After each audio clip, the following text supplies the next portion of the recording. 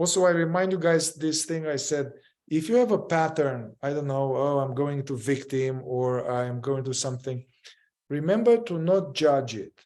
Remember to catch it, you notice, and try not to beat yourself up.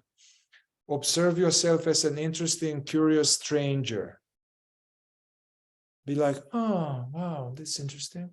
So it's like more like impersonal observation. That is a big thing. Because usually we have this pattern, we are witnessing this pattern, and then the false self is upset with me because as if it's going to help me out if it's us. So then actually it's like double the thing, you know. So observe that. That's another pattern, observing the pattern of beating myself up or criticizing myself, judging myself. This is an internalized bad parent.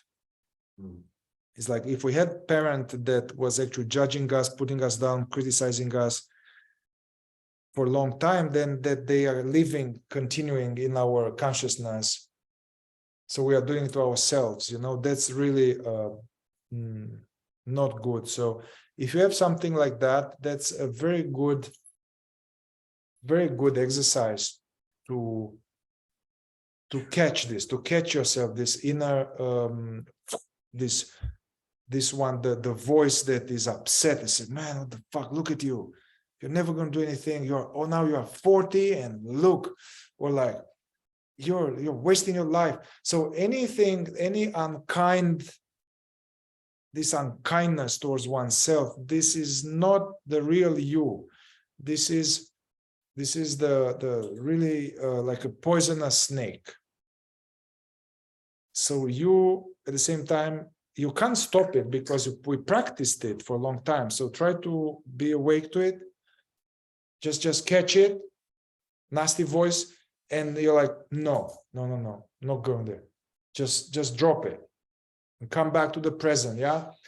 So if you catch yourself some negative voice, catch it, drop it, anchor your attention in the present. That's why important some witnessing practice, because if I don't anchor myself into what's real, then I'm going back into the voice, you know. But with presence witnessing practices, I have a clear distinction. Okay, wow, this is the voice in the misery lane, and there is reality. Yeah, so we use attention as a currency to stay with reality. Yeah, so this is really important, this negative self-critic. You can even have this exercise. It's a good exercise. I'm going to try to remember to put this in a little homework. This is not KI, but this is a big thing. This is very important that you can use first dimensional practice to catch these things and drop it. You may need to use KI to get to the bottom of, there is a pattern of beating myself up. Besides the fact I'm trying to drop it, later we can actually process it, see when it was started and see what I'm getting out of it. And there's a whole psychology of the pattern that we can process. But until we wait to process it and get to the bottom of it, we can catch it as soon as it arises and drop it. Especially with this thing, beating oneself up, being nasty with oneself, criticizing oneself, or being unkind towards oneself.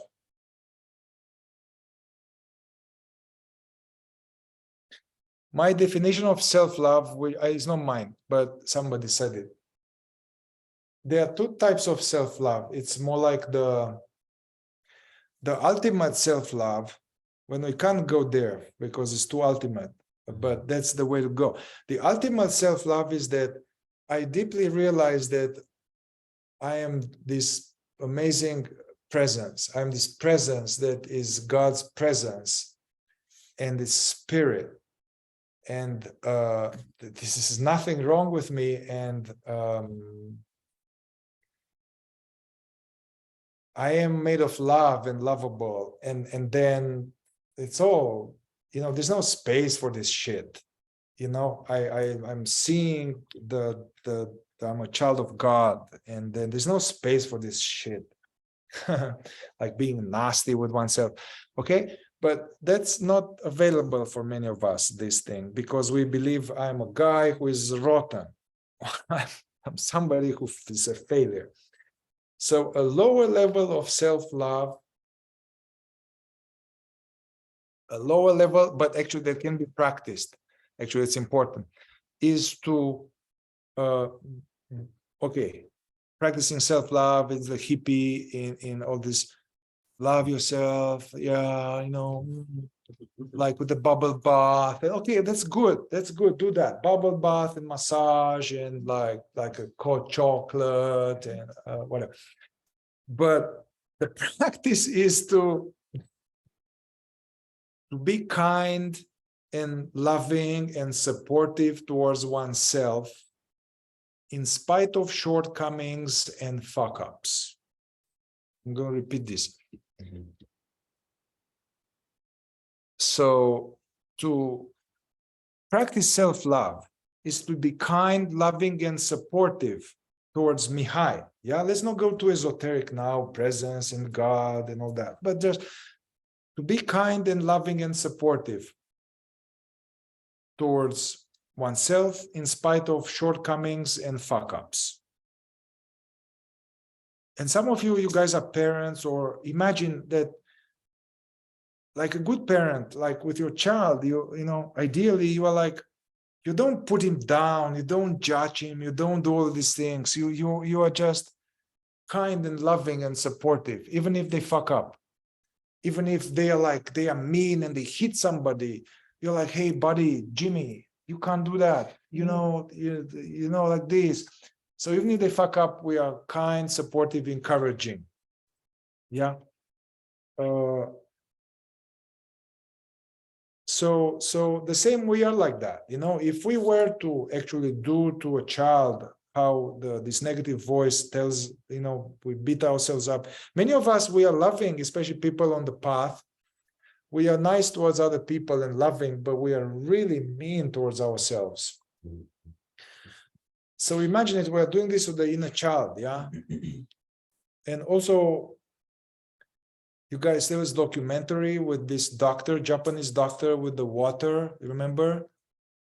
Dr. Yamamoto, and was saying how water is like a live being, and then they did this test that they exposed the water to gangster rap or death metal. I mean, not all metal. I'm pretty sure that the Tool imprints is like very good for the water, but you know, death metal or this guy like negative, nasty, hateful stuff. You expose the water and you freeze it, then the molecule looks really like crumpled and bad. If you put Bach, or if you say into the water, I love you, thank you, I'm grateful. Or anyway, the idea was that the water is an alive medium that is imprintable to thoughts, like spells. Yeah. So all of this negative voice, this beating ourselves up, is like a voodoo, like on ourselves. All of these are sending to our inner water. Or if you guys saw that Louise Hay, there was a movie Louise Hay, when this girl is like, oh man, look at you, you are so ugly, nobody's going to like you. This is in her mind. Oh yeah, oh God, he's going to see you, you'll see, oh, you're a failure, and this. So this is like poisoning your water. And then we get sick, of course, because if we do voodoo on ourselves for a long time, especially guilt, very much connected to cancer. So you want to be careful about cancer, the clear guilt. And I'm bad. So that would be something to keep an eye on and practice these things. And I didn't have time to do any breath work and stuff, but that's where we are. So yeah, take whatever works for you. Don't believe me, but try to apply whatever works for you. Let's see.